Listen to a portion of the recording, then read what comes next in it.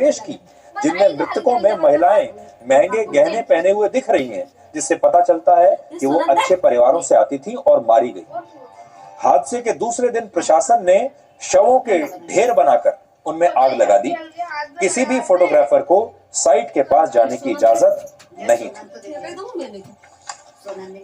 अब सोचिए, जिस घटना में भगदड़ के कारण सैकड़ों लोग मारे गए, हालांकि उस समय के जो पत्रकार हैं जो वहां मौजूद थे, जो अकेले फोटोग्राफर वहां मौजूद थे, वो ये कहते हैं कि 1000 लोग मारे गए थे, उन्होंने देखा। इन मौतों की जिम्मेदारी किसी नेता ने नहीं ली, किसी सरकार ने नहीं ली। और अगर हम ये भी माने कि 316 लोग ही मारे गए थे, तो इनके लिए भी कोई गिरफ्तारी किसी की नहीं हुई।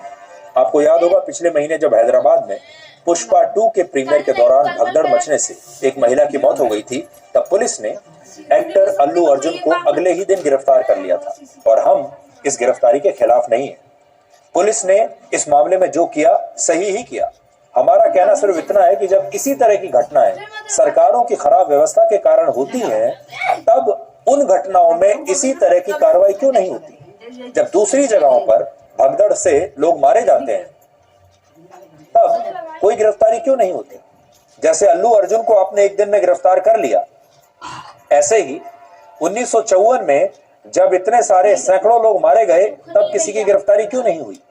और इस बात को आप आंध्र प्रदेश के तिरुपति मंदिर में कल रात हुई भगदड़ से भी समझ सकते हैं, जिसमें 6 लोगों की मौत हो गई। लेकिन 24 घंटे के बाद भी इस मामले में भी पुलिस ने अभी तक किसी को गिरफ्तार नहीं किया है। तिरुपति के मंदिर में कल रात ये घटना उस वक्त हुई जब मंदिर में भगवान वेंकटेश्वर के विशेष दर्शन के लिए टोकन बांटे जा रहे थे। इसमें साल में एक बार मंदिर का वैकुंठ द्वार खोला जाता है और इसके लिए विशेष काउंटर लगाकर टोकन बांटे जाते हैं।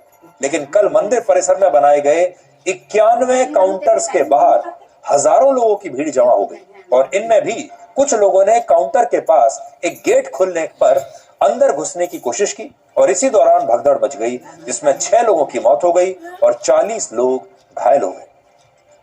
आंध्र प्रदेश के मुख्यमंत्री चंद्रबाबू नायडू ने अस्पताल जाकर घायल हुए लोगों से मुलाकात की है, लेकिन 6 लोगों की मौत के बाद भी इस मामले में अभी तक किसी की गिरफ्तारी नहीं हुई और यह गिरफ्तारी शायद होगी भी नहीं।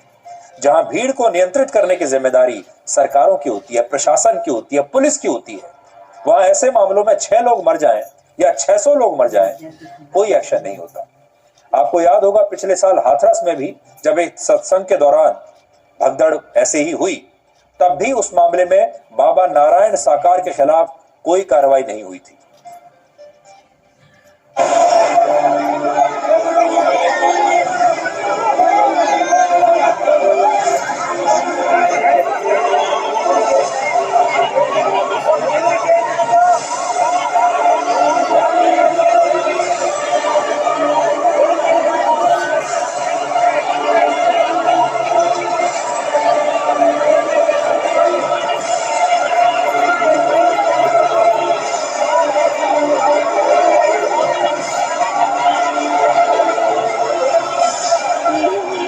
అడ్మినిస్ట్రేషన్ వల్ల ఇది జరిగిందనే అనుమానం ఉంది. ఒక సెంటర్లో మాత్రం ఈ అక్కడ ఉన్నటువంటి డిఎస్పి గేట్ తెరవటం,